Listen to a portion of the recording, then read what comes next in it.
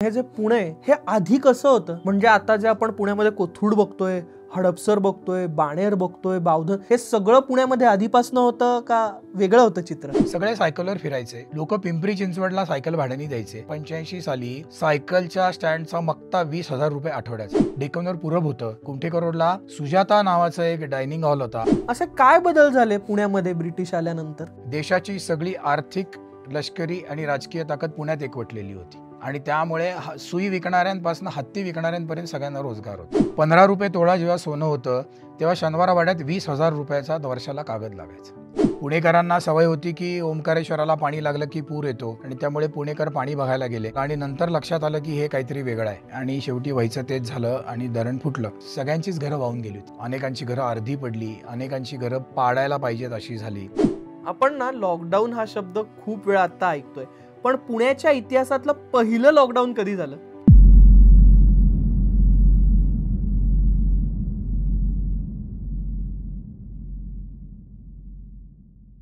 मंडळी, तुम्हाला पुण्याचा इतिहास माहिती आहे? याच पुण्याच्या इतिहासावर गप्पा मारायला आपण बोलवलंय पुण्याच्या एका इतिहासकारांना, ज्यांचा पुण्याच्या गणेशोत्सवावर, पुण्यातल्या गणपती मंदिरांवर, तशा अनेक मंदिरांवर, त्याचबरोबर मोडी पत्रांवर अभ्यास आहे. मी स्वागत करतो मंदार लवाटे यांचं. सर, तुमचं वैचारिक किड्याच्या ऐतिहासिक गप्पांमध्ये खूप खूप स्वागत. धन्यवाद. सर, पहिलाच प्रश्न, ज्यावेळेस मी पुणे असं सतत म्हणतोय, बाहेरचे पण पुणे असं वगैरे म्हणत असतात, हे पुणे नाव कधी आलं, कसं आलं? पुण्यावर काम करणाऱ्या लोकांनी पूर्वी शोधलेले की पुणक विषय म्हणून जो 1300-1400 वर्षापूर्वीचा ताम्रपट आहे त्यावरनं ते नाव आलं असावं. पण गमतीची गोष्ट म्हणजे भारत इतिहास संशोधक मंडळात मी एक कागद बघितला होता आणि तेव्हा काही डोक्यात आलं नाही की तो स्कॅन करून ठेवला पाहिजे किंवा फोटो काढला पाहिजे. 1702 साली पुण्याचा मनसूर खान नावाचा फौजदार होता आणि त्या कागदावर पुणा असं लिहिलेलं होतं. बर. म्हणजे आपण ब्रिटिश लोकांना नावं ठेवतो, पण मुघलांनी सुद्धा पुणा असं लिहिलेलं होतं. मग नामदेवांचा तो अभंग आहे अतिशय प्रसिद्ध, आळंदीची पंचक्रोशी, त्यात पुण्यनगरी किंवा पुण्येश्वर असा उल्लेख आहे आणि त्यावरनं ते पुणे हे नाव रूढ झालेलं असलं पाहिजे. फक्त एकाच पुस्तकाचं असं लिहिलेलं आहे की पुनवडी असं नाव होतं, पण तसा संदर्भ बाकी कुठेही नाही. प्रत्येकाला प्रश्न पडतो की आपण सदाशिव पेठ, सोमवार पेठ, तर ही वारांची नावं आणि मग व्यक्तींची नावं तर आपल्याला समजू शकतात की सदाशिवराव भाऊंवरनं आहे, नारायण पेठ आहे, पण ही वारांची नावाची काय गंमत आहे? मला त्याचा आजपर्यंत ऑफिशियल डॉक्युमेंट सापडलं नाही की अशी वारांवरनं का नावं दिली गेली. पण शनिवारी वस्त्र मिळाली पेशवाईची म्हणून शनिवार पेठ असं म्हणतात आणि त्यामुळे मग रविवार राहिला, सोमवार राहिला असं करून ती आली असावीत. शहाजी राजांच्या काळातच शुक्रवार पेठ आलेली होती आणि त्यावेळेस रविवार पेठ पण होती आणि त्यामुळे मग आधी या पेठा आहेत किंवा मोहियाबादचं शनिवार पेठ झालं, मुर्सुदाबादचं बुधवार पेठ झालं, अशी बरीच लिस्ट आहे. त्यामध्ये तथ्य पण आहेत, त्याचे काही कागद मिळतात आणि त्यामुळे मग जे वार नाहीत त्याची ती नावं एक एक करून येत गेली असावी आणि वार संपल्यावर मग एक एक सदाशिव, नारायण, शनिवार, गणेश. पुण्याच्या उत्तरेला भवानी पेठेच्या आसपास 2 पेठा वसवायचा कौलही घेतला होता. त्या पेठा 2दा वसवल्या गेल्या, पण त्या वसल्या नाहीत. अशाही 2 पेठा आहेत की ज्याच्यासाठी पेठ वसवणं म्हणजे काय, त्या काळातला कोणीतरी माणूस पेशव्यांकडे जायचा किंवा तिथली जी लोकल अथॉरिटी असेल त्यांच्याकडे आणि त्यांना म्हणायचा की गावाबाहेर एवढा एवढा भाग मोकळा आहे, मी त्या ठिकाणी बाजार बसवतो आणि लोकांना राहायला आणतो. मग कुठलेही राज्यकर्ते असतात त्यांना माहिती असतं, मग पहिले काही वर्ष कर नाही, पुढचे काही वर्ष थोडा कर, मग त्यानंतर एकदा लोक 8-10 वर्ष सेटल झाली की कोणी 10 वर्ष आल्यावर घर पाडत नाही आणि दुकान सोडत नाही, त्यामुळे मग नॉर्मल कर असं होतं आणि मग त्यातनं पेठांची वस्ती वाढत गेली आहे. पण सदाशिव पेठेत 1820 साली किती घरं होती? 435 घरं होती. आता म्हणजे अगदीच मी स्वतः राहतो त्या काळात 435 खूप झाली ना, पण तशी ती गावाबाहेर होती तेव्हा. हा, म्हणजे काळकोरपुराच म्हणायचे त्याला. तो कारकोळपुरा हा एक वेगळी पेठ होती. बर. पण नंतर जी एकत्रित सदाशिव पेठ झाली त्यात 435 घरं होती आणि मला एका जुन्या माणसाने सांगितलं की 30 सालापर्यंत लक्ष्मी रोडच्या पलीकडे फारसं कोणी यायचं नाही. नंतर हळूहळू वस्ती वाढत गेली. पण त्या काळात सुद्धा म्हणजे जसं 80 साली जी लोक आज कोथरूडला राहायला आली ते आज मध्यवस्तीत आल्यासारखे आहेत. पण 80 साली लोक सांगतात की शेतं होती, साप निघायचे, पाणी नव्हतं, ड्रेनेज नव्हतं. माझ्या ओळखीतले एक जण कर्वेनगरलाच राहतात, त्यांनी मला सांगितलं की प्रचंड पाणी साठायचं. तर तसं सदाशिव पेठेमध्ये होतं. असे काही किस्से पुण्यामधले की जे तुम्हाला जाम गमतीशीर वाटले आणि ते लक्षात राहिले? सगळ्यात म्हणजे मला तो कायम आठवतो म्हणजे 80 सालाच्या आसपास 80 ते 90 मध्ये पेशवे पार्कमध्ये सिंह सुटला होता आणि सिंह पिंजऱ्याबाहेर आले आणि ते निलामच्या बाजूनी जायला लागले आणि मग त्यांनी सगळं निर्मनुष्य केलं आणि असं ठरवलं की यांना गोळ्या घालायच्या. पोलीस बोलवले. तर निलामच्या बाजूला फटाके आणि डबे वाजवले आणि सिंहिणीला आत घातलं पिंजऱ्यामध्ये. सिंह काही केलं जायला तयार होईना. तर सिंहाचं जे सगळं करणारा माणूस होता त्यांनी पिंजरा आणला आणि पिंजऱ्यातनं दोरी ओवून घेतली आणि पिंजऱ्यावर चढून ती सिंहाच्या गळ्यात घातली आणि ती पिंजऱ्यातनं घेऊन 5-5, 6-6 जण ओढत होते तरी सिंह जागचा आले ना. शेवटी चिडून त्यांनी डारकाळ्या फोडल्या. तर माकडं पिंजऱ्यात पडली, नीलगाईला शिव झाली. पक्षी घाबरून फडा करायला लागले. वाघ त्याच्या पिंजऱ्यात कोपऱ्यात तोंड करून उभा राहिला.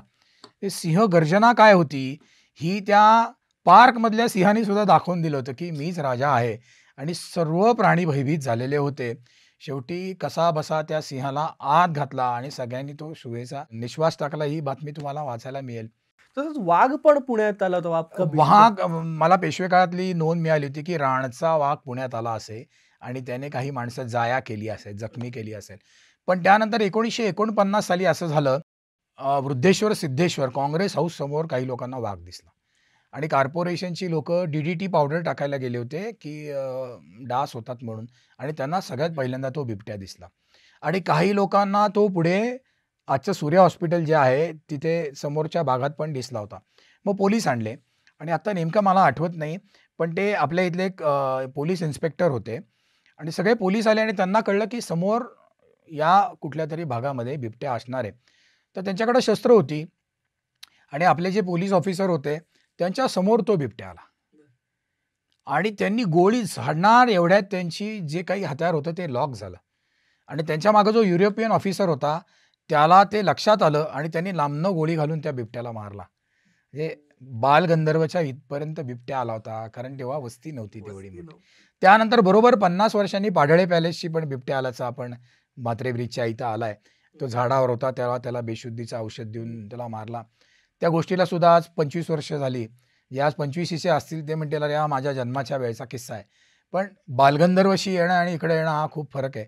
पण भर गावात त्यावेळेस तो बिबट्या आला होता. मग हे जे पुणे हे आधी कसं होतं? म्हणजे आता जे आपण पुण्यामध्ये कोथरूड बघतोय, हडपसर बघतोय, बाणेर बघतोय, बावधन, हे सगळं पुण्यामध्ये आधीपासनं होतं का वेगळं होतं चित्र? पूर्वापार आपल्याकडे अशी राज्यव्यवस्था आहे की कुठल्याही गावचा मुख्य हा पाटील असतो आणि पाटलाचा ऑफिस जो सांभाळतो तो कुलकर्णी असतो. किमान 10 पाटलांवर एक देशमुख असतात आणि आता पुण्याचे जे देशमुख होते शितोळे त्यांच्या अंडर 100 गावं होती, म्हणजे 100 पाटील होते आणि देशमुखांचं जे ऑफिस सांभाळतात ते देशपांडे असतात. की आज जे शिवाजीनगर डेक्कन जिथं येतं ते एकेकाळी छोटं गाव होतं. त्या गावात बाजारपेठ नव्हती. कोथरूड तर अजून लांब होतं. म्हणजे कोथरूडमध्ये अण्णा कर्व्यांच्या चरित्रात वाचण्यासारखं आहे की लकडी पूल ओलांडून कोथरूडला चालत जायला लागायचं शेतामधनं. आई शपथ. 82-84 साली म्हात्रे ब्रिज झाला आणि कोथरूड जवळ आलं. त्याच्या आधी MESच्या इथे एक कॉजवे होता. तिथनं तुम्ही मोठ्या गाड्या जाऊ शकायच्या नाहीत, सायकली जात असतील. तिथनं इकडे यायला एक छोटा रस्ता होता. त्यामुळे साहजिकच ही सगळी गावं छोटी होती. त्या गावचा कारभार स्वतंत्र चालत होता आणि जेव्हा ब्रिटिश आले त्यांनी स्वतःची महसूल गोळा करायची पद्धत जी सेट केली, त्यानंतर पाटील आणि कुलकर्णी ही आपल्याकडची जी पदं होती ती राहिली नाहीत. तुम्ही सुद्धा अशा अनेक ठिकाणी फिरलात. तुम्ही म्हटलात की पुण्यात जर फिरायचं असेल, आपलं ज्यामध्ये बोलणं झालं की पुण्यात फिरायचं असेल तर चालत फिरायचं किंवा जास्तीत जास्त सायकलवर, असं आपण म्हणूयात. आता कोणी फिरत नाही, आपल्याला चालायचा कंटाळा येतो, पण चालत फिरलं पाहिजे. चालत जाताना तुम्हाला अनेक दुकानं दिसतात, त्याच्या पाट्या दिसतात, कुठं काय मिळतं ते कळतं, जे तुम्हाला गाडीवरनं जाताना कधीच कळणार नाही. आणि सायकलींचं पुणे तर असं म्हटलंच आहे. 55,000 सायकली होत्या पुण्यामध्ये 80-85 साली. 55,000. हो. सगळे सायकलवर फिरायचे. सायकल भाड्याने देतील अशी दुकानं होती, जे 25 पैसे तासाने सायकल भाड्याने द्यायचे. लोकं पिंपरी चिंचवडला सायकल भाड्याने द्यायचे. माझ्या ओळखीत एका टॉकीजचा 84-85 साली सायकलच्या स्टँडचा मक्ता ₹20,000 आठवड्याचा होता त्या काळात. कारण टॉकीज सुटलं ना की शब्दशः शेकड्यांनी सायकली बाहेर यायच्या पिक्चर सुटला की. आई शपथ. इतकं सायकलींचं ते शहर होतं. पुणे ज्यासाठी खूप ओळखलं जातं तो म्हणजे पुण्याचा गणेशोत्सव. तुमचं पुस्तकही आहे. कसे बघता तुम्ही इतिहास ते आतापर्यंत गणेशोत्सव कसा दिसतो तुम्हाला? गणेशोत्सव ही फार महत्त्वाची घटना आहे. कारण आता कुंभमेळ्यात जशी कोणी कोणाला जात विचारत नाही, तसं गणेशोत्सवात कोणी कोणाला जात विचारत नाही. आणि श्रावण महिन्यापासून अनंत चतुर्दशीपर्यंत सगळ्यांची एकच ओळख असते, एकच जात असते, ती म्हणजे गणेश भक्त. चौकाचौकात तुम्ही जिथे जाल तिथे गणपती दिसतात. प्रत्येक मानवातली मूर्ती वेगळी सुंदर दिसते. म्हणजे अनेकांच्या अनेक श्रद्धास्थान आहेत, त्याविषयी अनेक आहेत. लाखोची उलाढाल होते. लोकांना रोजगार मिळतो. अनेक लोकं अशी आहेत, की जे खर्च करायला मागे-पुढे बघत नाहीत. मला अशी काही मंडळं माहिती आहेत, की ती मंडळं वर्गणी काढत नाहीत. त्या मंडळाचे जे अध्यक्ष आहेत, ते स्वतःच्या खिशातनं पैसे काढून गणेशोत्सव साजरा करत असतात. आता प्रॉब्लेम काय आहे, की लोकं गणपतीला नावं ठेवतात, गणपती उत्सवाला नावं ठेवतात, कार्यकर्त्यांना नावं ठेवतात. अडचण काय आहे, की आज सगळ्यांना मान्य होईल असा नेता नाही. या तुमच्या ऊर्जेला वळण देणारा नेता नाही, ही अडचण आहे. गणपती उत्सव ही प्रचंड मोठी ऊर्जा आहे. त्याला वळण मग ते एका माणसाने लावावं किंवा संघटनेने लावावं, कसंही करावं. पण ती आपली प्रचंड मोठी ऊर्जा आहे, आपला प्रचंड मोठा ठेवा आहे आणि खरोखर ती मोठी उपासना आहे, जो तो आपल्या पद्धतीने करत असतो. कोणी गाडा ओढून नेत असतो, कोणी रात्रभर जागत असतो. गंमत नाही आहे ती. मंडळ चालवून बघावं. ज्यांनी टीका केली त्यांनी मंडळ चालवून बघावं. वाईट गोष्टी बदलतील, पण ज्या चांगल्या गोष्टी आहेत त्याकडे लक्ष दिलं पाहिजे. पहिला गणेशोत्सवाची काही आठवण आहे का? खाजगीवाले किंवा केसरीचं जे मासिक आहे, त्यामध्ये तुम्हाला ते वाचायला मिळेल, की पहिल्या वर्षी कुठले-कुठले बसवले होते आणि ते एकत्र मिरवणुकीला गेले वगैरे. सासवडजवळ गराडे नावाचं गाव आहे आणि त्या गावची पाटीलकी बाजीरावांनी विकत घेतली होती, जी पुढे नानासाहेबांनी पुरंदऱ्यांना दिली आणि ते पाटलाचे जे हक्क आहेत, त्यात गौरी गणपती पाटलाचा पुढे असं लिहिलेलं आहे. म्हणजे तेव्हापासनं सगळे मिरवणुकीने जातात. पुढे म्हणजे मागं कोणीतरी आहे आणि तो क्रम ठरवला पाहिजे. तर गणपती उत्सव आपल्याकडे इतका जुना, इव्हन त्र्यंबकेश्वरला थाटामाटात गणपती उत्सव व्हायचा. इतका गणपती उत्सव मोठा आहे. प्रभात टॉकीजच्या इथे गजऱ्यांचा वाडा होता आणि तो नंतर सरदार केब्यांनी घेतला. का घेतला माहिती आहे का? या वाड्यात आरसे महाल आहे. इथं गणपती उत्सव खूप छान होईल म्हणून तो विकत घेतला. म्हणजे गणपती उत्सवाचं प्रत्येक घरापासनं ते पेठांपर्यंत स्थान खूप मोठं होतं. देवदासी गणपती बसवायचे. बर. हे तुम्हाला जुन्या ज्ञानप्रकाशमध्ये मुंबईतल्या देवदासींनी बसवलेलं आणि पुण्यातल्या याची तुम्हाला वर्णनं मिळतील. ज्ञानप्रकाश हे जुनं वर्तमानपत्र होतं. मिरवणूक कशी निघायची? मिरवणूक 52 सालापर्यंत वेगळी जायची. 52 साली लक्ष्मी रोड पूर्ण झाला. वेगळी म्हणजे निरनिराळ्या रस्त्यांनी जायला लागायचं. लक्ष्मी रोड पूर्ण झाला म्हणजे 52 साली लक्ष्मी रोडचं बांधकाम 13 साली चालू झालंय आणि त्या काळात लोकांना कळलं, की आपल्या घरावरनं रस्ता रुंदी आहे, की ते कोर्टात जायचे म्हणायचे पलीकडनं रस्ता रुंदी करा. अशा लफड्यात ते 40 वर्ष चाललेलं होतं. 1965 सालापर्यंत रात्री 12च्या आत मिरवणूक संपलेली आहे. 66 सालापर्यंत. 65 साली तर पुण्यात खूप मोठी दंगल झाली होती. आणि हाल्याची दंगल म्हणून ती जुन्या लोकांना आठवत असेल. आणि ज्या दिवशी गणपती बसले त्या दिवशी दंगल झाली आणि त्याच दिवशी पाकिस्तानने हल्ला केला होता. त्यामुळे पुण्यामध्ये कर्फ्यू आणि ब्लॅकआउट होता. 4 नंतर सगळं बंद. गणपती असून सगळं बंद. दिवे पण लावायचे नाहीत घरात, कारण ब्लॅकआउट होता. आणि सांगितलं 4च्या आत मिरवणूक संपवायची, कारण युद्ध चालू आहे. आणि सगळ्या मंडळांनी चालू केलं. पहिल्यांदा जय जवान जय किसान असं सगळं युद्धाचं वातावरण होतं. आणि ऐन अनंत चतुर्दशीच्या मिरवणुकीत ब्रेकिंग न्यूज आली. त्यावेळी ब्रेकिंग न्यूज म्हणजे वर्तमानपत्र छापायचे आणि हे वाटायचे. बाकी कुठली साधनच नव्हती, की आपण पाकिस्तानशी युद्ध जिंकलो म्हणून.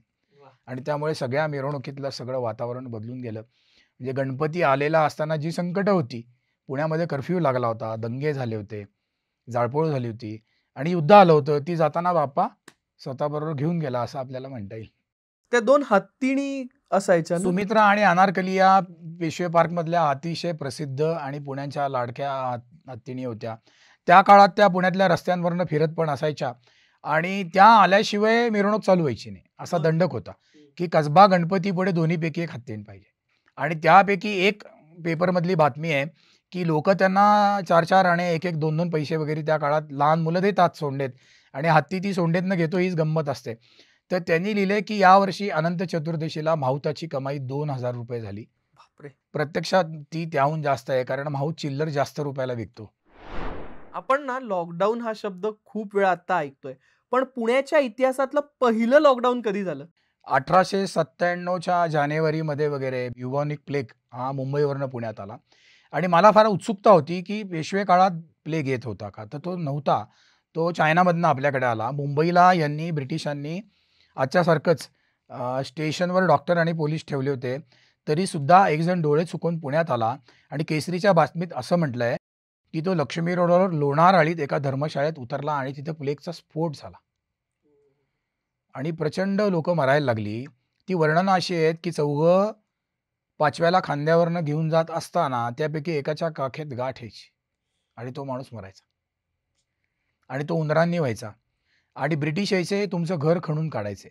तेव्हा घरं मातीनी सारवलेली असायची, शेणानी सारवलेली असायची, टाईल्स नसायच्या. मग ते सगळं खणायचे कारण उंदीर घराला रंग लावायचे, सामान बाहेर फेकून द्यायचे आणि अशात मग काही ठिकाणी त्या पोलिसांनी बायकांवर हात टाकले किंवा गैरप्रकार झाले आणि त्यामुळे चाफेकरांनी मग गोळ्या घातल्या. आणि ऐन ब्रेकची तर वर्गणं इतकी बेकार आहेत की त्या काळी मोठी कुटुंब पद्धती होती. आता आपण 3-4 जण राहतो तसे नव्हतं. एक माणूस पोचवला की दुसरा तयार असायचा.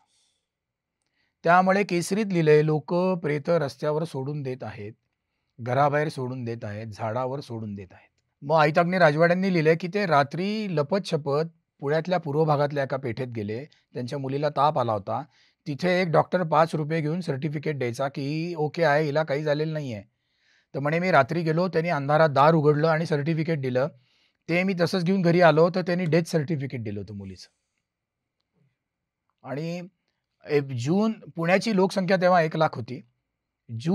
जून आणि मे या काळात तुम्ही जर का बघितलं, जेव्हा 22 जूनला गोळ्या घातल्या, तेव्हा तुम्ही एसपीतला बघितला, केसरीमध्ये बघितलं 150 लोक रोज मरायची. म्हणजे महिन्याला 4.5% झाली लोकसंख्येच्या. पण प्लेग हा वर्षभर राहायचा नाही. त्यामुळे काही काळाने लोक परत पुण्यामध्ये राहायला यायची. एकदा त्याचा तो ठराविक पिरियड लोकांना माहिती झाला होता. पहिल्या वर्षात खूप लोक मेली. नंतर लोकांना कळायला लागलं की हा उंदरामुळे येतो आणि आपल्याकडे उपाय आहे की घर सोडून जायचं. पानशेत ह्या घटनेचा, पानशेत धरण फुटल्याच्या घटनेचा पुण्यावर खूप मोठा प्रभाव आहे. तर त्या घटनेचं स्वरूप आणि त्यानंतर बदललेलं पुणे थोडंसं सांगा. अत्यंत दुर्दैवी घटना. पानशेतचं धरण जेव्हा बांधलं गेलं तेव्हा साधारण कल्पना होती की असं काही होऊ शकेल आणि मला आठवतंय मी 11 साली त्यावर खूप काम केलं होतं आणि बरेच लेख लिहिले होते. आदल्या दिवशी रात्री मिलिटरीनी प्रयत्न केले पण ते काही बुजलं नाही आणि प्रशासनाने माहिती दिली नाही आणि शेवटी व्हायचं तेच झालं आणि धरण फुटलं. पुणेकरांना सवय होती की ओंकारेश्वराला पाणी लागलं की पूर येतो आणि त्यामुळे पुणेकर पाणी बघायला गेले आणि ते पाणी पुलावरनं आलं आणि नंतर लक्षात आलं की हे काहीतरी वेगळं आहे. आणि कल्पना करा, मुलं शाळेत गेलेली होती, मोबाईल नव्हते, फोन नव्हते, कुठलीही यंत्रणा नव्हती. काय केलं असेल लोकांनी? आणि धरण फुटलं आणि नदीच्या 1 ते 1.5 किलोमीटर टप्प्यामध्ये जे व्हायचं ते झालं. त्याची मोठी आकडेवारी आहे. तेव्हा आर-सी-सी स्ट्रक्चर नव्हती, मातीची घरं होती. अनेकांची घरं पूर्ण पडली, सगळं वाहून गेलं. अनेकांची घरं अर्धी पडली, अनेकांची घरं पाडायला पाहिजेत अशी झाली. घर गेलं, रात्री झोपायचं कुठे आणि सकाळी विधी कुठे करायचे हा सुद्धा प्रॉब्लेम असतो. तो सुद्धा त्या लोकांनी भोगला. कारण सगळंच गेलंय. राहणार कुठे? अक्षरशः लोकं एका कपड्यानिशी राहिले होते. गंमत म्हणजे दुसऱ्या दिवशी अफवा फुटली की परत पानशेतचं धरण फुटलं. आता पहिल्या दिवशीच फुटलं होतं, दुसरं फुटणार कुठनं? पण लोकं घाबरली आणि पर्वतीवर जाऊन बसली आणि त्यामुळे ज्या काही चोऱ्या-माऱ्या व्हायच्या त्या झाल्या. फार मोठे संशोधक न. केळकरांचे चिरंजीव होते. त्यांना आमच्या मंडळाचे अध्यक्ष अधिसचिव होते श्रीमा भावे यांच्याबरोबर भेटलो होतो. म्हणलं न. केळकरांचा खूप मोठा संग्रह होता. काय झालं? म्हणले आमच्या घरात पाणी आलं. प्रभात रोडला कुठनं पाणी आलं म्हणलं पानशेतचं. ते म्हणले नाल्यातनं पाणी आलं. नदीचं पाणी नाल्यात घुसलं आणि आलं. रात्री कसं काय ते लोकांनी बेअर केला असेल. पण जुलै महिन्यात पूर आला. लोकांना सेनादत्त पेठ स्थापन केली होती आणि तिथं पत्र्याची घरं बांधली मिलिटरीनी. त्याला निसेनहट म्हणायचे आणि सेनेने दिली म्हणून सेनादत्त. लोकांनी सप्टेंबरमध्ये तिथे गणपती बसवल्या. लोकांच्या घरात काही नव्हतं. पण लोकांनी गणपती चुकवले नाहीत एवढी गणपतीविषयी श्रद्धा आहे. पानशेतविषयी इतके किस्से आहेत माझ्याकडे. ज्ञानकोशकार केतकरांना लकडी पुलाच्या तिथे त्यांना दफन केलं होतं. त्यांची अख्खी सगळं ते उखडलं गेलं. आणि मग त्यांचे जे काही अवशेष आहेत ते अनेक काळ साहित्य परिषदेत होते. आणि नंतर त्यांना परत कमला नेहरू पार्कमध्ये विश्रांती देण्यात आली. असे पानशेतचे प्रचंड किस्से आहेत. आणि पानशेत नंतर पुणे खूप वाढलं. लोकं गोखले नगरला राहायला गेली. सेनादत्त पोलीस चौकीमध्ये राहायला गेली. घरच गेली सगळ्यांची. रात्रीमध्ये आज सगळे तर उद्या काही नाही. त्यात अनेक असे किस्से आहेत. माझ्या ओळखीत एक मोडी शिकायला यायचे आठवले म्हणून, जे न्यूमिस्मॅटिकमध्ये खूप एक्सपर्ट आहेत. ते मला म्हणले आता आठवल्यांचं वय मला वाटतं 90च्या घरात असतील.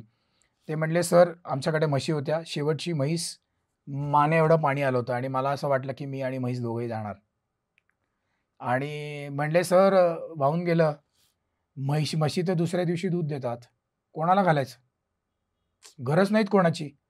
म्हटलं, "मग तुम्ही काय केलंत?" म्हणले, "चितळ्यांकडे गेलो. चितळे म्हणले, उद्यापासून सगळं दूध घेऊन या मला."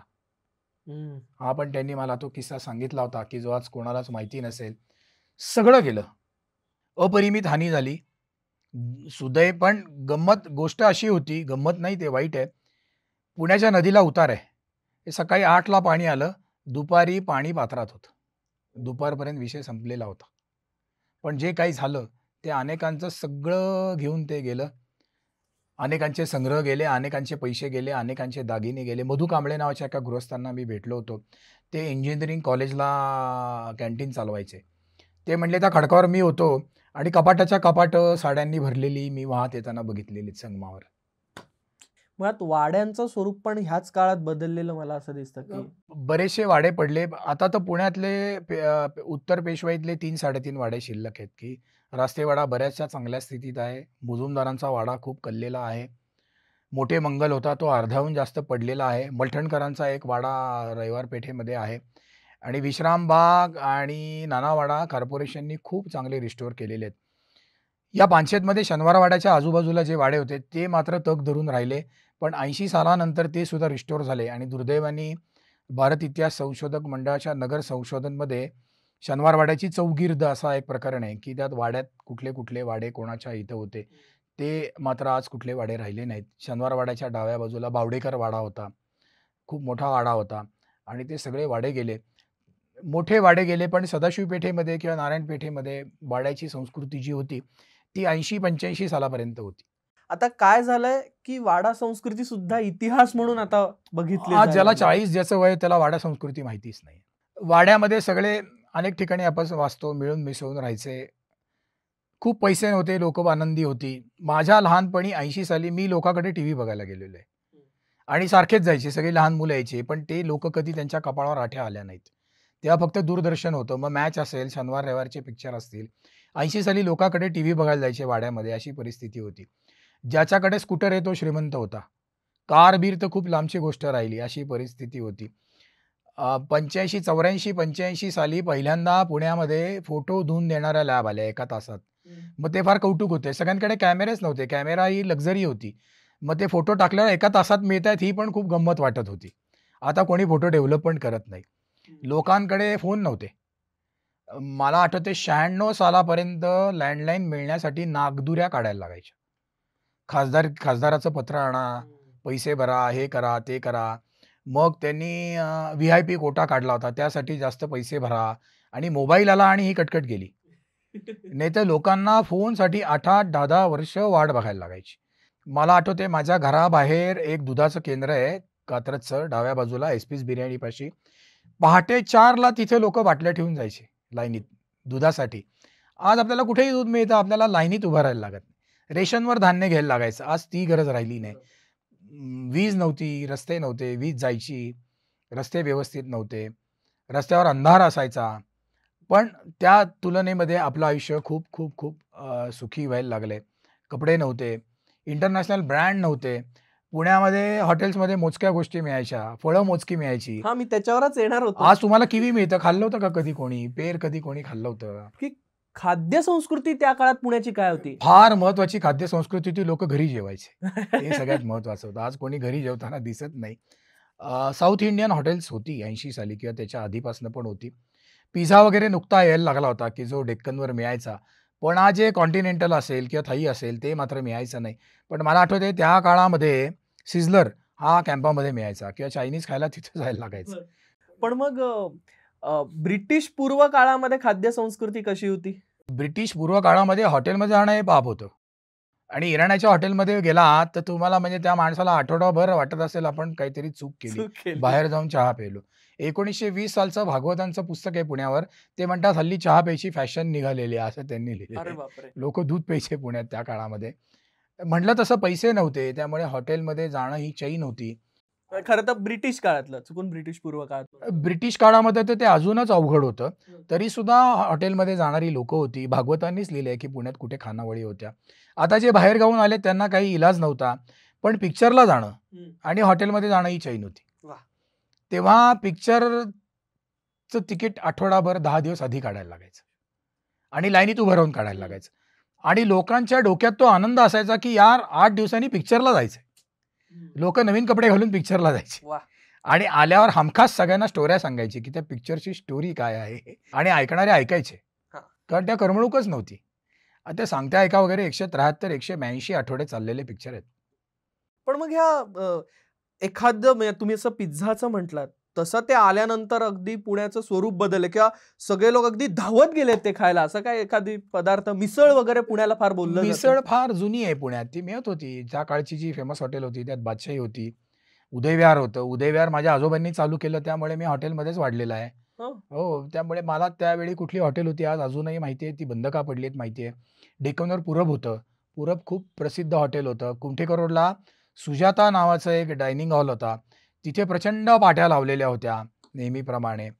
कोंढाळकरांची मस्तानी 80-82 सालापासून खूप प्रसिद्ध व्हायला लागली आणि मला वाटतं आजही तो लोकप्रिय आणि आज पुण्याहून बाहेर आलेल्या माणसाला तुम्ही बाहेरून आलेल्या माणसाला काय खायला घालाल? तर मस्तानी नक्की खायला घालाल असं आहे. पण मस्तानीची सुरुवात मात्र दत्ताच्या देवळाच्या उजव्या हाताला मला वाटतं जे गुजरा आहे त्यांनी ती केलेली आहे. तिथं आजही 100 प्रकारची आईस्क्रीम आहे. तिथं दही आईस्क्रीम पण तुम्हाला मिळतं. पण कोंढाळकरांच्या मस्तानीला आज तरी जे लोकांची सगळ्यात आवडती मस्तानी ती आहे. मग त्यानंतर अनेक कंपनी आईस्क्रीम आली 80 सालानंतर. तरीसुद्धा कोंढाळकरांच्या मस्तानीची अजून गंमत लोकांना जी वाटते ती कशातही नाही आहे. वाह! तर अशा प्रसिद्ध बाजारपेठा कुठल्या होत्या पुण्याच्या ज्या अजूनही त्याचे अवशेष किंवा अजूनही त्या चालू आहेत असं दिसतं? अगदी रविवार पेठेमध्ये फार मोठ्या प्रमाणात बाजार होता आणि दर मंगळवार आता तिथे तो नाही ॲक्चुअल, पण तिथे रस्त्यावर बसून बाजार असायचा त्या काळातला. पण पेशवे काळ संपल्या शनिवार वाड्यासमोर जी भाजी मंडई भरायची ती 1889च्या सुमारास आपल्याच्या आत्ताच्या मंडईत आली आणि शनिवार वाड्याच्या पलीकडे जे नवग्रह मंदिर आहे तिथपासनं पुढपर्यंत जुना बाजार भरायचा बरं. आणि त्याला चोर बाजार म्हणायचे. अच्छा, जो आता तिकडं भरतो. हां, आणि त्यात अत्र्यांनी पण पुस्तकं विकत घेतल्याचं अत्र्यांनी एका ठिकाणी म्हणलेलं आहे. जे अगदी नंतर ब्रिटिश लोकं तिथे येऊन खरेदी करायचे वगैरे, वगैरे खूप नोंदी मिळतात. प्रसिद्ध होता. हां, त्या काळात तो होता. ते 2 बाजार अजून चालू आहेत. भले त्यांचं जागा जरी शिफ्ट झालेली असली, तरी ते 2 बाजार मात्र अजूनही चालू असलेले आपल्याला दिसतात. असे काय बदल झाले पुण्यामध्ये ब्रिटिश आल्यानंतर? काय सांगाल? आता पुण्याचं उदाहरण द्यायचं तर बेनिंजर नावाचा एक आर्किटेक्ट अनेक वर्ष पुण्यात राहत आहेत आणि त्यांनी मला वाटतं 1990च्या आसपास पुण्यावर एक कॉलम लिहिला होता टाइम्स ऑफ इंडियामध्ये. त्यात त्यांनी असं लिहिलं होतं, की देशाची सगळी आर्थिक, लष्करी आणि राजकीय ताकद पुण्यात एकवटलेली होती आणि त्यामुळे सुई विकणाऱ्यांपासून हत्ती विकणाऱ्यांपर्यंत सगळ्यांना रोजगार होता. आई शपथ! माझे मित्र संदीप तिखे यांनी त्यावर काम केले. 8-8, 10-10 हजार घोडी होती. म्हणजे तुम्हाला 40,000 नाल लागतात. तेवढीच रिकाब लागतात, तेवढेच लगाम लागतात, तेवढीच खोगिरं लागतात, तेवढा चारा लागतो. बरोबर. 10,000 घोड्यांना सांभाळायला किती माणसं पाहिजेत? त्या सगळ्यांना रोजगार मिळतो. हे हळू आपल्या लोकांच्या हातनं गेलं. शुक्रवार पेठेचा ब्रिटिशांनी सर्व्हे केलेला आहे आणि त्यामध्ये त्यांनी शेळ्या मोजल्यात, उंट मोजलेत, घोडे मोजलेत, हत्ती मोजलेत आणि प्रत्येकाची छोटी पिल्लं मोजली आहेत. ती मेल फिमेल आहेत का मोजलेत. त्या सर्व्हेमध्ये घोडे आणि हत्ती दिसत नाहीत. आई शपथ!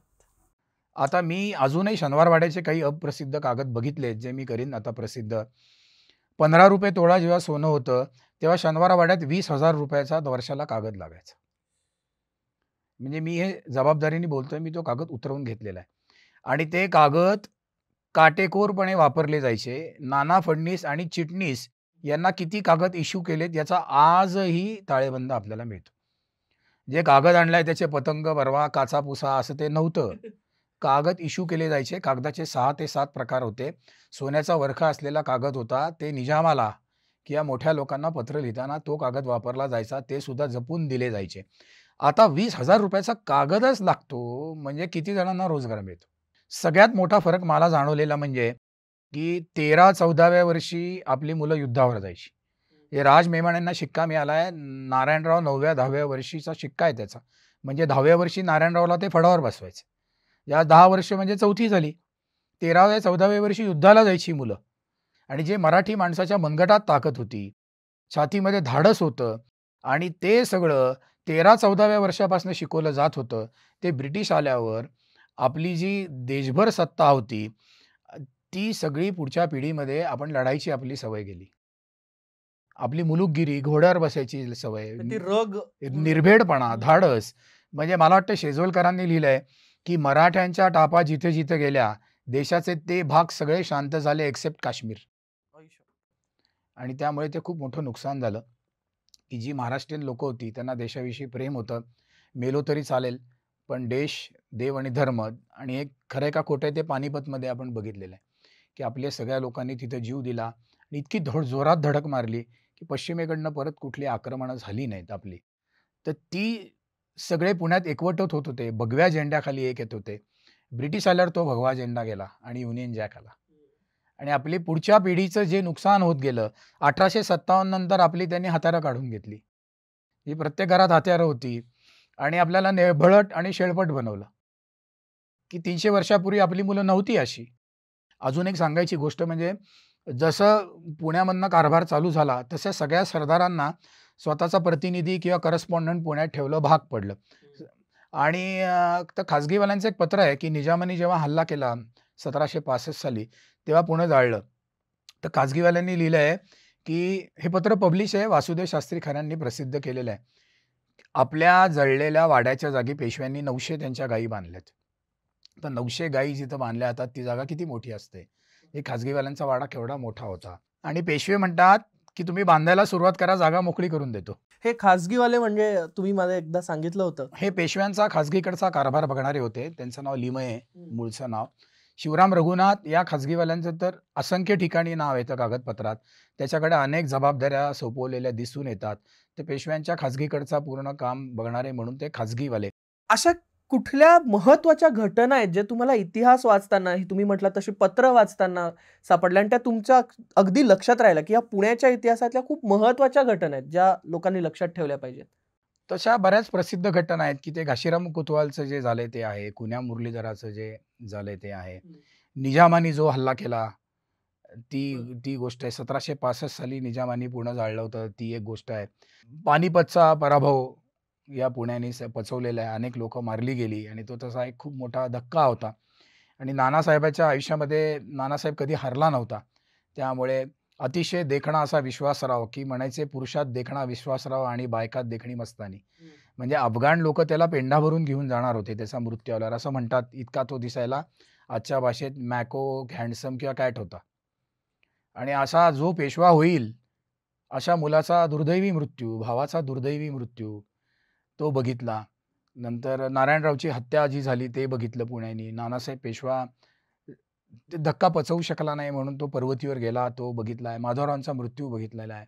तशा विजयी फौजा येतानाही बघितल्या आहेत. खर्ड्याच्या लढाईला निजामाचा वकील पोलीस घेऊन पुण्यामध्ये लोकं आलेली होती. मशीरून मुलूक त्याला आता जिथे टिळक स्मारक आहे तिथे ठेवला होता. नंतर राक्षसभुवनच्या लढाईमध्ये जी माधवराव पेशव्यांनी त्यांचा विठ्ठल सुंदर मारला गेला होता, ती विजयी मिरवणूक बघितलेली आहे. पालशेतच्या लढाईमध्ये जे आपण विजय मिळवला तो बघितलेला आहे. अशा विजयी मिरवणुका सुद्धा खूप बघितलेल्या आहेत.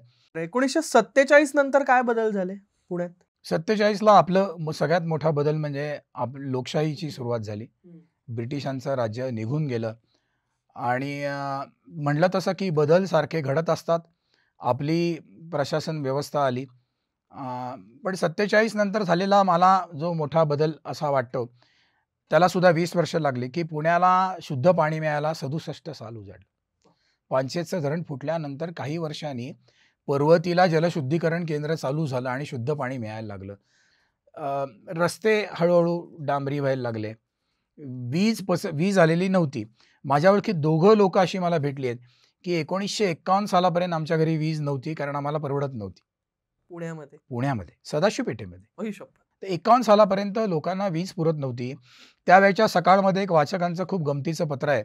1945 साली जेव्हा वर्ल्ड वॉर चालू झालं, 40-45च्या दरम्यान, तेव्हा रॉकेलचं रेशनिंग होतं युद्धामुळे. तर त्या माणसाने असं पत्र लिहिलंय, की इमारतीचे मालक रात्री 10 वाजता दिवे बंद करतात. विद्यार्थ्यांना रात्री अभ्यास करता येत नाही. सबब विद्यार्थ्यांना रेशनवर जास्त रॉकेल देण्यात यावं. अशी परिस्थिती होती. हळूहळू सोयी सुविधा येत गेल्या, पक्के रस्ते होत गेले. त्यानंतर काही काळाने टेलिफोन आले. सगळ्यात महत्त्वाचं म्हणजे आपलं राज्य आलं, आपलं प्रशासन आलं, आपले पोलीस आले.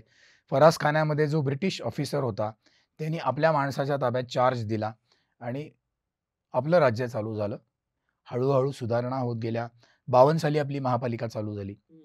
जी पुण्यात आधी नगरपालिका होती, त्याचे जिल्हाधिकारी सगो बर्वे होते आणि पुणे महापालिकेचे पहिले आयुक्त सगो बर्वे होते. मग 52 साली आपली पुणे महानगरपालिका चालू झाली. 50-52 साली आणि बाबूराव सणस हे पहिले महापौर होते. पहिले नगराध्यक्ष होते नचिकेळकर. आणि खुन्या मुरलीधर, बऱ्याच लोकांना प्रश्न पडतो कारण पुण्यातल्या, की मुरलीधर आहे, कृष्ण आहे, जो की ह्याच्यात महाभारतात म्हणतो मी शस्त्र उचलणार नाही, आणि त्याला इथं आपण नाव खुन्या मुरलीधर असं गंमत देतोय. अशी की खुन्या मुरलीधराबाबत ऑथेंटिक माहिती, सोन्याच्या कालिया मर्दनाची मूर्ती नानांनी नाण्यावाड्यात स्थापन केली होती.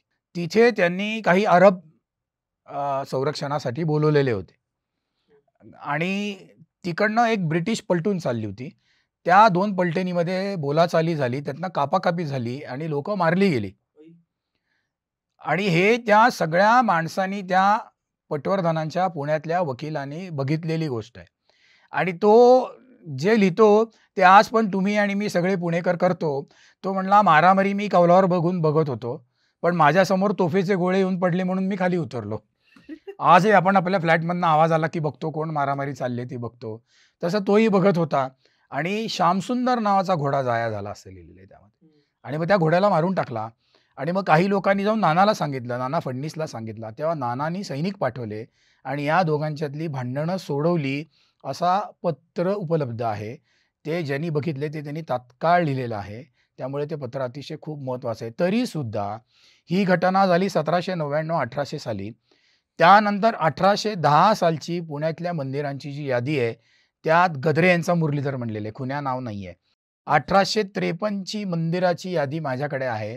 त्यात गद्रे यांचा मुरलीधर म्हणलेलं आहे, खुन्या नाव नाही आहे. त्यामुळे खुन्या नाव हे बहुधा तिथे द्रविडांना ज्या गोळ्या घातल्या गेल्या त्यानंतर ते नाव पडलं असावं. चापेकर बंधूंनी ज्या तिथं गोळ्या घातल्या. थोडासा वेगळा प्रश्न आहे. टिळक, आगरकर ही नावं घेतली. ते पुणे कसं दिसतं तुम्हाला इतिहासामध्ये, ज्यामध्ये हे सगळे महामानव तिथं होते, पुण्यात वावरत होते? फार मोठं होतं की आत्र्यांनी एका ठिकाणी असं लिहिलंय की मी टिळकांना पोटभर बघितलंय. म्हणजे आत्र्यांसारखा माणूस काय म्हणतो, मी टिळकांना पोटभर बघितलंय. आणि रामगणेश गडकरांचं मी एक वाक्य वाचलं होतं की समोरून कोणी आल्यावर बिडी विझवावी असा माणूस टिळकांनंतर पुण्यात कोणी राहिला नाही. इतका टिळकांविषयी लोकांना आदर होता आणि सगळ्यांचे ते पुढारी होते. म्हणजे टिळक जेव्हा मुंबईला वारले त्या भानुविलासच्या इथे एक चौकाला गोखले नाव होते. ते गोखले कोण होते, तर त्यांनी टिळकांचे अंत्यसंस्कार पुण्यात करायचे म्हणून त्यांनी सत्याग्रह केला होता. ते काही झालं नाही. ते अस्थी घेऊन पुण्यात आले. त्यांच्याविषयी सांगण्यासारखी गोष्ट म्हणजे ते हातात कवडी घ्यायचे, ती चुरडायची आणि रांगोळी काढायची. याच प्रत्येक तरुणांनी हे लक्षात ठेवलं पाहिजे, एवढे ते पैलवान होते. टिळकांनी 25व्या वर्षी वर्तमानपत्र चालू केलंय, कॉलेज चालू केलंय आणि असंतोषाचे जनक माहिती आहे त्यांना, अनेक वेळा त्यांना आत टाकलं होतं. आणि त्यामुळे ती भांडारकर होते, तेव्हा जिन्सीवाले होते. म्हणजे ज्यांना वाचायचं त्यांनी लोकमान्य टिळकांचे संगाती म्हणून एक दवा पोद्दारांचं छोटं पुस्तक आहे. त्यात त्या काळातली लोकं किती मोठी होती. आता दक्षिणमुखी मारुतीच्या अलीकडे शनिवारात मेहुणपुऱ्यात एक DSKची मोठी स्कीम आहे. तो दात्यांचा वाडा होता, श्रीधर दाते मला वाटतं. आणि टिळकांना जेव्हा अटक झाली तेव्हा त्यांनी फार मोठा जामीन मागितला. पैसे आणायचे कुठनं, आता सारखे ट्रान्सफर होत नाही, बँकेत काढता येत नाही.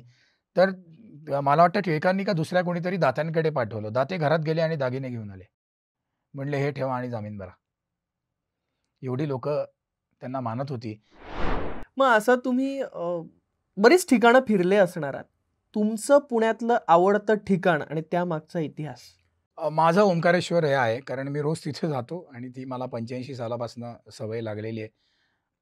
पुणेकरांचं भाग्य आहे की एवढं मोठं मंदिर ज्याला अंतर्गत प्रदक्षिणा वाट आहे असं मंदिर 12 ज्योतिर्लिंगांमध्ये पण नाही. आणि तिथे जागृत आहे कारण ते पुण्याचं स्मशान आहे जुनं.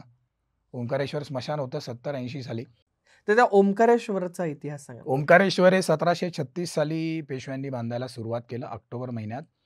आणि आषाढ शुद्ध त्रयोदशी जुलैमधली तारीख येते. 1738 साली त्याचं शिवलिंग बसवलेलं आहे. शिवलिंगातला जो उभा भाग असतो त्याला बाण म्हणतात आणि आडव्या भागाला शाळुंखा म्हणतात. नर्मदेत जे ओव्हल शेप दगड मिळतात ते स्वयंभू शंकर असतात आणि त्याला खाली शाळुंका करून घेतली. शाळुंका आणि बाण याचं मिळून शिवलिंग होतं. ते पेशव्यांनी स्वतःच्या खर्चानी ते मंदिर बांधलेलं आहे. आणि ते शिवलिंग त्या दिवशी स्थापन केले. त्यात लिहिले साळोखा तांबड्या पाषाणाची केली असे शाळुंका. तर ते अजूनही तुम्हाला ते तसं बघायला मिळतं. आणि इव्हन आत्र्यांनी लिहिले की राम गडकरी नदीच्या काठी जाऊन ओंकारेश्वराला बसायचे. जेव्हा ते आता त्या नदी शुद्ध होती. आता नदीच्या जवळनं जाणं ही खूप गंभीर गोष्ट आहे, अवघड गोष्ट आहे.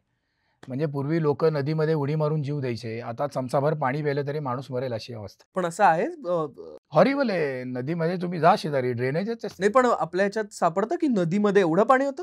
हो, अनेक लोकांनी पुलावरून उड्या मारून जीव दिल्याच्या बातम्या आहेत. एवढं कशाला? पुण्यामध्ये जे 100 हौद होते, त्यात काळ्या हौदात लोकांनी जीव दिलाय, खजिना विहिरीत लोकांनी जीव दिलाय, अशा बातम्या वाचायला मिळतात. म्हणजे मला नावही आठवते, मथू देशपांडे नावाच्या मुलीने खजिना विहिरीत जीव दिला.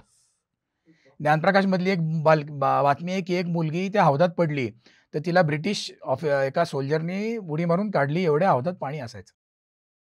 100 हौद होते पुण्यात, 100-120 हौद होते. लोक द्यायचे जीव. आणि घाट पण होते आय थिंक सो. त्यातला एक घाट शिल्लक आहे घाट, आपल्याकडे. आपटे घाट, नेने घाट, नारो शंकराचा घाट, धोबी घाट, एवढे घाट होते. आणि आता घोरपडे ओंकारेश्वराचा घाट होता. करेक्ट, तो भांबवड्याच्या बाजूला. बरोबर. तो आता शिल्लक घोरपडे आहे. छत्री आहे ती.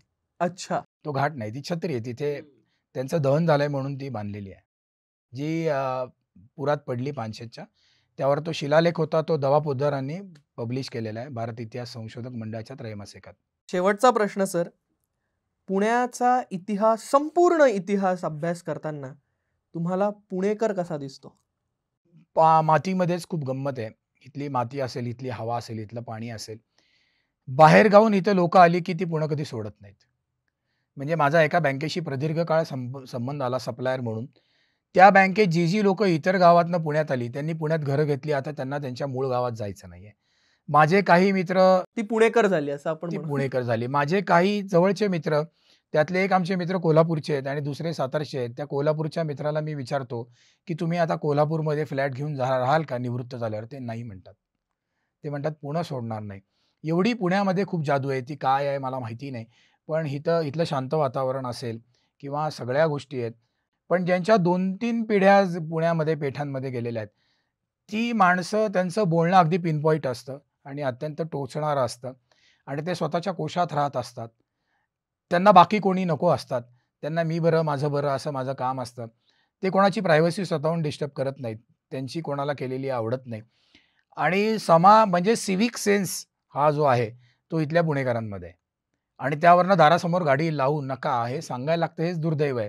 आणि दारासमोर गाडी लावली की इथला पुणेकर बघतो ती MH12 नाही आणि नाक मुरडतो. तो म्हणतो तुम्ही असेच वागणार कारण तुम्ही MH12 नाही. क्या तर बात. तो जो सिव्हिक सेन्स आहे की सगळ्यात इथं राहून तुम्हाला काही काळाने टक्के टोणपे खाऊन म्हणा किंवा काही, आणि जे कुठेही राहून प्रत्येकाने शिकलं पाहिजे की तुमच्या कुठल्याही वागणुकीचा लोकाला त्रास नाही झाला पाहिजे.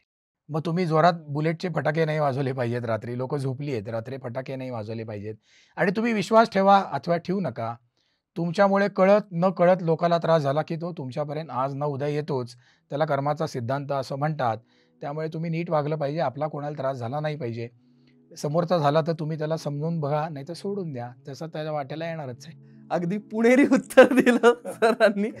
थँक्यू सो मच सर, तुम्ही आज आलात. एका शहराचा, आपण ज्या शहरात राहतोय त्या शहराचा इतिहास आम्हाला अगदी छान पद्धतीने सांगितलात. त्यामुळे पुन्हा एकदा तुमचे धन्यवाद. मंडळी, आपल्या शहराचा इतिहास, खरं तर आपण आपल्या घरातनं निघतो आणि कुठल्या तरी एका दुसऱ्या ठिकाणी जातो. या रस्त्यामध्ये सुद्धा आजूबाजूला अनेक अशी ऐतिहासिक ठिकाणं असतात जी त्या शहराचा इतिहास सांगत असतात. हा एपिसोड तुम्हाला आवडला असेल तर तुम्ही तो शेअर करा. तुमचे पुण्यातले काही अनुभव असतील ते आम्हाला कमेंटमध्ये सांगा. त्याचबरोबर वैचारिक किडा या चॅनलला सबस्क्राईब करा. भेटूयात पुढच्या व्हिडिओमध्ये नवीन विषयासोबत. धन्यवाद.